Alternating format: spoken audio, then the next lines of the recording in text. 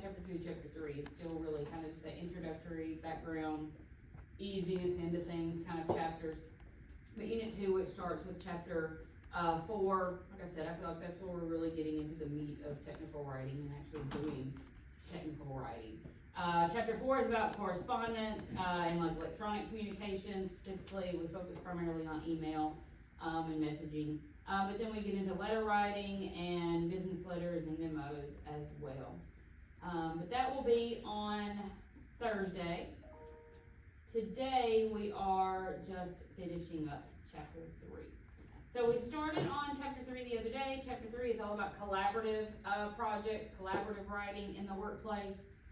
We spoke the other day, kind of finished up talking about like the different models for collaboration, how different groups might be organized and approaching different writing topics. Talked about the cooperative model, the sequential model, the functional model, and the integrated model. So moving on forward from that today, we're going to continue talking about different aspects of collaborative writing in the workplace.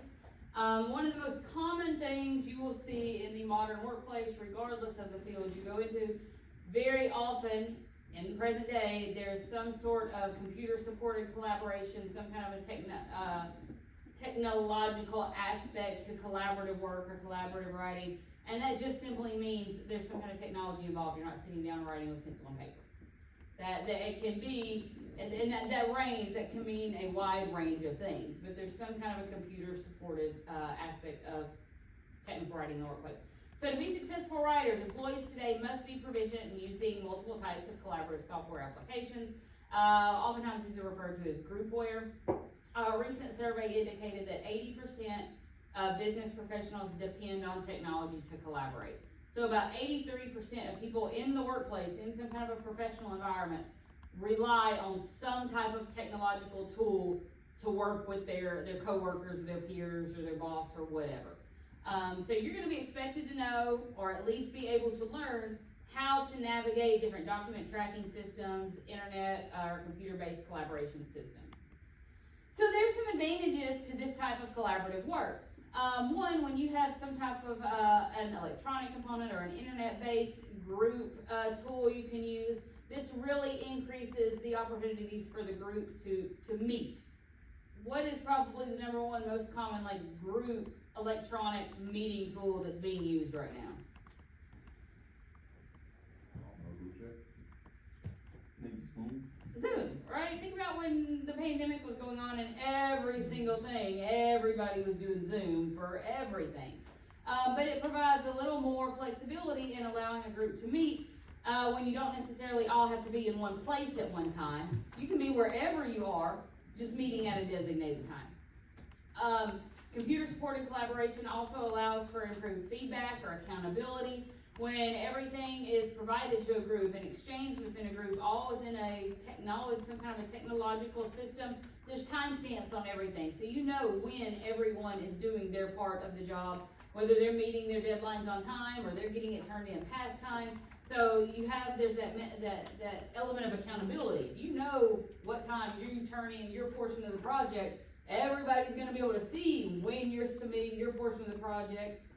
And for a lot of people, that's a way to motivate them for accountability, that know they're going to be held accountable. But it also provides opportunity for feedback from your group mates as well. With computer-supported collaboration, there's an enhanced possibility of complete and clear information. There's reduced stress in updating new group members. You don't have any one person that's having to worry about making sure, the folks who weren't here for the meeting, let me make sure they know all the things we talked about. When all that stuff is provided electronically, all they have to do is go back and either rewatch the recording of the meeting that happened if they weren't able to attend. They could read the chat that was going on during the meeting. It's all already accessible through that computer or electronic tool. And there's expanded options for communicating worldwide. Again, you're not necessarily tied to one geographical place when you're using technology meeting tools. You can be anywhere in the world and still meet with people as if they're in the next room. It's just agreeing upon a specific time, but the place doesn't matter. So when we talk about kind of the differences in groupware or this electronic meeting tools and face-to-face meetings, there are some similarities, but there are some differences as well. Groupware using electronic tools, it does not eliminate the need for a group to meet in person.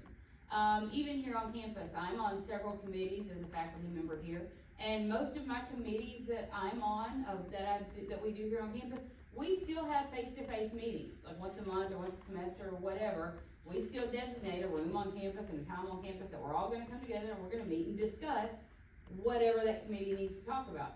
But there are times when even, still for work here at this job, we may have some, a Zoom meeting or whatever. When I meet with my online students, I set up Zoom meetings so I can have some kind of face-to-face interaction with those students, even if they can't necessarily be here on campus and in class. So having that electronic component does not eliminate the need that at times you may need to meet in person to discuss priorities, clarify issues, or build morale.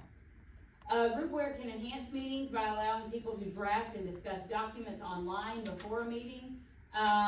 So if you are, sending drafts of your group project around to each other, you can go through that and comment and provide feedback and get a more cohesive or even a better draft before the actual meeting time occurs. And then this groupware and face-to-face meetings, though, allows teams to extend their collaboration beyond the confines of the workplace.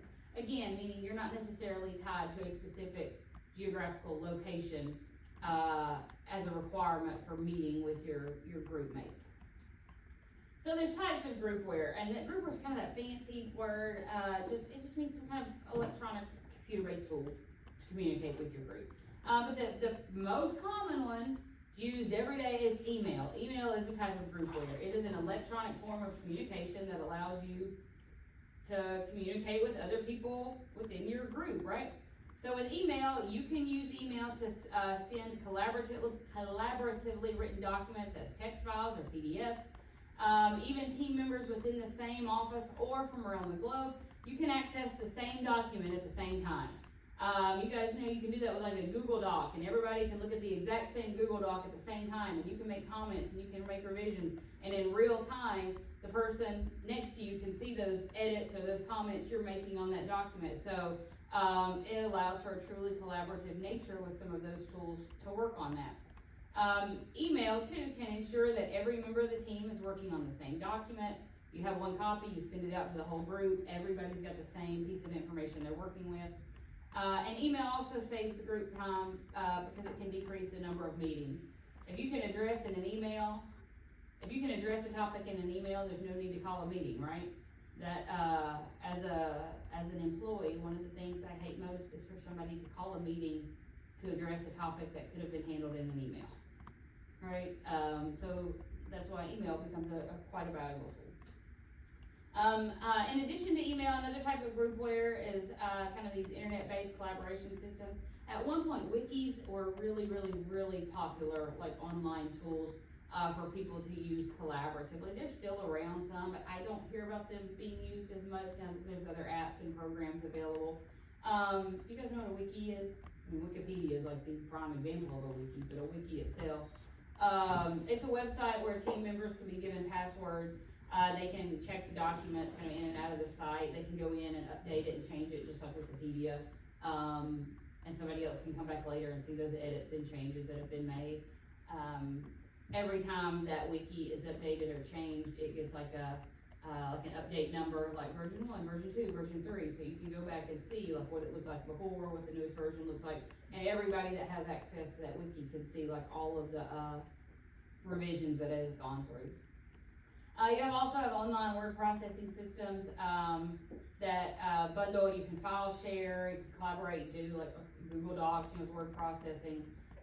These systems allow you to track changes in document design, so you can still, like the wiki, if a Word, Google Doc or an online processing document is ever changed or edited, you can go back and see the different versions, see what's changed, what's edited, who made the changes to those documents. Excuse me. So when we talk about computer-supported collaboration, much like those collaborative projects we talked about last week that have the different models for how those groups work together, the same thing kind of happens when you talk about computer-supported collaboration. There's a couple of types of ways a computer-supported group writing project may work. First of that is called an integrated model, and this is when all members of the group work on the entire document. So that's where you might have the whole group looking at that same Google Doc all at the same time. Everybody's looking at the entire document, everybody is chiming in, everybody is offering revisions, everybody may be making those revisions and suggestions in real time, and then the rest of the group can see that as it's happening. In this type of model, that original draft that you started with, it is saved, so you can always go back and see what that original copy looked like. You can see where the changes were made and who made what changes. Each member of the team keeps the rest of the team in the loop. Each team member looks at each draft of the document as it is edited. And then finally, when the project is complete, the whole team has to look at the document and agree that this is our final draft, this is complete, this is what we want it to look like. So the sequential model is another one of these computer-supported collaboration scenarios. And in this case, as we talked about previously, with the sequential model, each member of the team is responsible only for drafting their particular section of the project. That was the example we gave the other day that said, this person may do the introduction, this person may be body paragraph number 1, body paragraph number 2, body paragraph number 3, and everybody writes their own separate part of the project. Then with using some type of groupware, once you finish your portion of the project, you're sending it out to everyone else in the group, let them give you feedback, comments, criticism. All members of the group then edit the individual sections, return them back to their respective authors. The initial author of each individual piece then would go back and make revisions based on the feedback they've been given, and ultimately the team leader would take all of these drafted and revised individual sections and would take them, put them all together to one cohesive document. So there are a lot of problems that come up with online collaborations, just like in any other type of scenario when people are having to work with other people. There's some ways to avoid specific problems that come up though. One, and this is just that technological access stuff that comes up all the time. The beginning of the semester here, well, you have IT issues, right? People can't access this, they don't have the password, they have the link is broke, the whatever.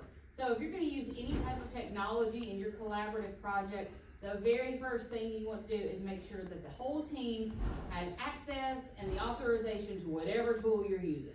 You don't want to schedule a meeting time and somebody be trying to log in and say, hey, I don't have the password. I can't get on there because I don't know what tool we're using. So before you even schedule the first project or the first meeting for that group, make sure everybody has the information they need.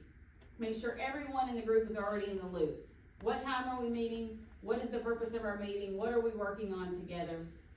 As you start working collaboratively with these online documents, make sure you're saving the original drafts and the subsequent ones with different files or in different file names so that you know kind of in what order things were happening.